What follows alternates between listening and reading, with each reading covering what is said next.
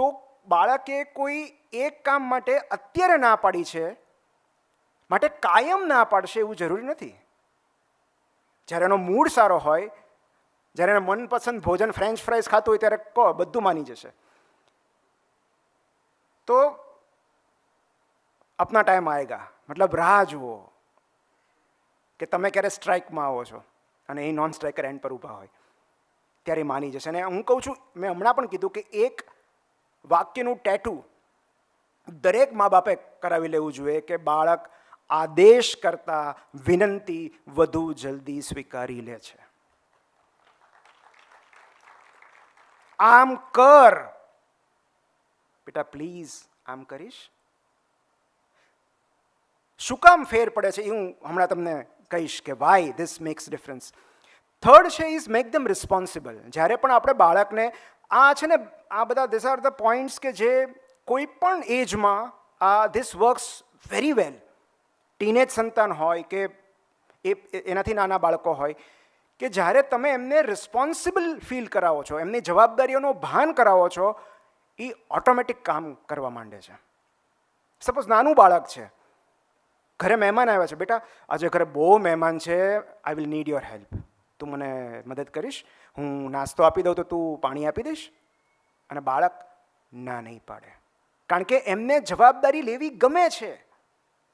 એમને એક યુનિવર્સનું આ ડિઝાઇન જ એવી છે કે દરેક હ્યુમન બિંગને ઇન્ડિપેન્ડન્ટ થવું છે, ઉડવું છે.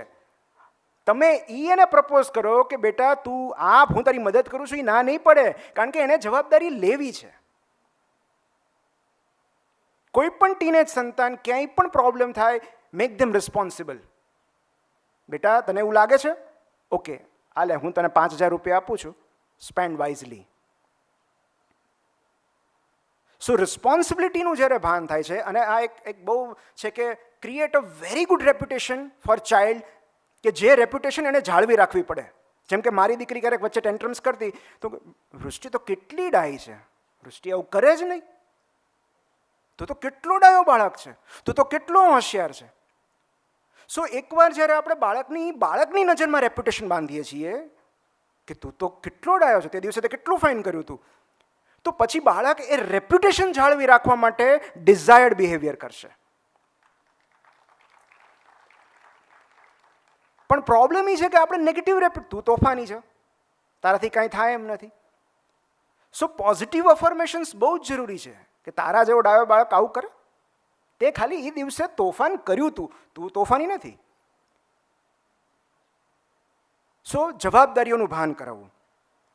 પણ કેટલીક ક્ષણો એવી હોય છે, કેટલાક સંજોગો એવા હોય છે કે જ્યાં બાળકને સમજાવવાનો કે વિનંતી કરવાનો ટાઈમ નથી રહેતો, અને ત્યારે આઈ વુડ સે કે બાળકની આંખોમાં આંખો નાખીને મક્કમતાથી કહેલી ના પૂરતી છે. નો બેટા, I am sorry, I wish but I am sorry, I can't allow that. બસ એટલું જ. ક્યારેક કોઈ એક્સપ્લેનેશનની જરૂર નથી. બેટા હું તને આ કરવાની પરવાનગી અત્યારે ના આપી શકું. જ્યારે આપણે જાણીએ છીએ કે બાળક માટે કદાચ હાનિકારક છે, અથવા એને વાગશે, અથવા આપણને રિસ્ક દેખાય છે. તો પણ પેરેન્ટિંગમાં દરેક મમ્મીને હું કહેતો છું, મારી વાઈફને પણ હું કહું છું અવારનવાર, કે we have to choose our battles and we have to choose our battles very carefully. તમારે ફ્રેન્ચ ફ્રાઈઝ માટે ના પાડવી છે કે બહાર રમવા જવા માટે ના પાડવી છે, બેમાંથી એકના તમારે સ્વીકારવી પડશે. તમે બેમાં ના પાડશો તો નહીં ચાલે. કારણ કે તમે જેમ શાકભાજીવાળાને બાર્ગેન કરો છો ને, એમ બાળક પણ બાર્ગેન કરશે તમારી સાથે. And that is the best way, કે જ્યારે તમારે કશું કરાવવું છે ને બાળક નથી માનતું, ત્યારે એને વિકલ્પ આપો. હંમેશા બાળકને વિકલ્પ આપો. દે લવ ઓપ્શન્સ. એમને પસંદગી કરવી બહુ જ ગમે છે, સાદી વાતમાં. અને તારે એપલ નથી ખાવું, તો પછી બનાના ખાવું પડશે. એપલ કે બનાનામાંથી એક તો ખાવું પડશે. તો જ્યારે આપણે એની પાસે વિકલ્પ આપીએ છીએ કોઈ, ત્યારે બાળક યુઝ્યુઅલી અલ્ટરનેટ પ્લાન માટે તૈયાર થઈ જતું હોય છે. કારણ કે એનો ઈગો પણ સચવાઈ જાય અને આપણું કામ પણ થઈ જાય. તો બાળકને ઓપ્શન્સ આપવા બહુ જરૂરી છે કે આ ન માને તો એટલીસ્ટ આ કરવું પડશે તારે. તો એ નેગોશિએશન આપણે કરવા પડે. અને લાસ્ટ ઇઝ પુરસ્કાર.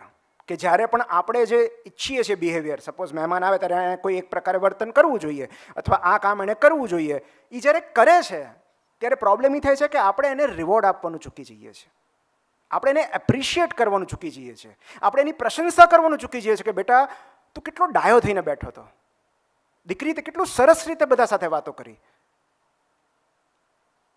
એ બાળક માટે બહુ જરૂરી છે કે પપ્પાએ આવું કીધું હતું ને મેં આવું કર્યું, પણ પછી શું, પપ્પાએ તો એની નોંધ પણ ન લીધી. સો જેની પાસેથી આપણને બધાને બિઝનેસના રૂલ્સ ખબર છે કે આપણે જેની પાસેથી કામ કરાવવું હોય એની આપણે પ્રશંસા કરીએ છીએ,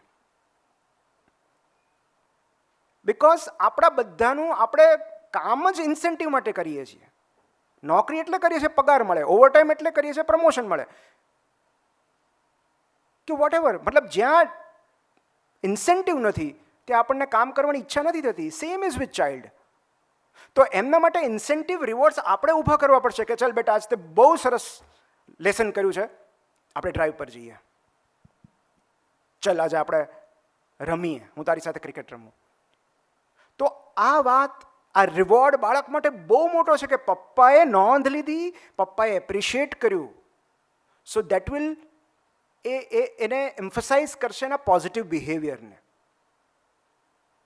તો મારી દ્રષ્ટિએ, અને તેમ છતાં ક્યારેક એવું બને કે આટલું બધું કરવા છતાંય બાળક આપણું કહ્યું ન માને, તો એનો મતલબ એમ કે એના કંઈક અલ્ટરનેટ પ્લાન્સ છે, એ કંઈક બીજું વિચારે છે, બીજું કહેવા માગે છે, બીજું કરવા માગે છે. તો આપણી વાત બળપૂર્વક મનાવતા પહેલાં એકવાર એમને સાંભળી લેવા જોઈએ. કારણ કે બાળક ક્યારેક નોન કોઓપરેશન એટલા માટે કરતું હોય છે કારણ કે ઈચ્છે છે કે એકવાર તમે મારી વાત સાંભળો. અને ક્યારેક એવું બને છે કે આપણે એકવાર એમને શાંતિથી સાંભળી લઈએ તોય પછી આપણું કહ્યું કરવા તૈયાર થઈ જાય છે. તો યુઝ્યુઅલી આ જે એપરન્ટ સોલ્યુશન મને લાગ્યા એ મુદ્દા મેં તમારી સાથે ડિસ્કસ કર્યા. બીજું જે મારે કહેવું છે કે પેરેન્ટિંગમાં જે 6 પોષક તત્વોની જરૂર છે, શું જરૂરી છે, શું આપવું પડે પેરેન્ટિંગમાં, તો આ 6 વસ્તુ, 6 પોષક તત્વો હું એને કહું છું બહુ જ જરૂરી છે. પ્રેમ, વિશ્વાસ, આદર, સમય,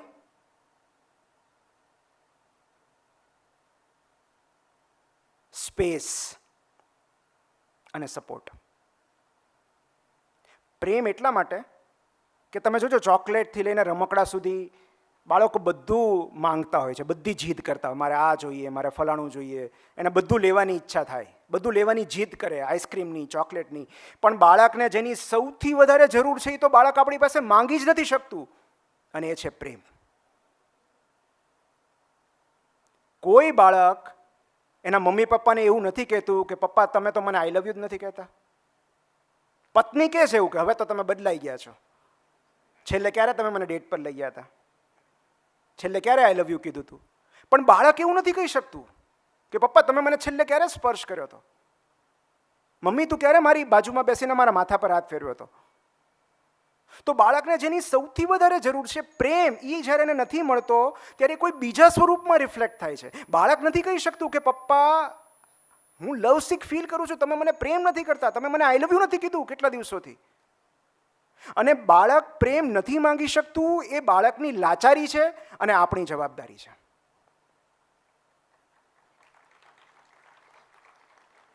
જેટલી શિદ્દતથી, જેટલી નિષ્ઠાથી આપણે ગર્લફ્રેન્ડ કે બોયફ્રેન્ડને આઈ લવ યુ કહેતા હોઈએ, એટલી જ પ્રામાણિકતાથી આપણે આપણા બાળકને દિવસમાં એકવાર એટલીસ્ટ આઈ લવ યુ કહેવું જોઈએ. કારણ કે બાળક જ્યારે સૌથી વધારે અપ્રિય લાગતું હોય ને ત્યારે જ એને પ્રેમની સૌથી વધારે જરૂર હોય છે. કેટલાક તોફાનો લવ સિકનેસમાંથી જન્મતા હોય છે. એને અટેન્શન નથી મળતું, કોઈની વાત નથી સાંભળતું, કોઈને પ્રેમ નથી કરતું.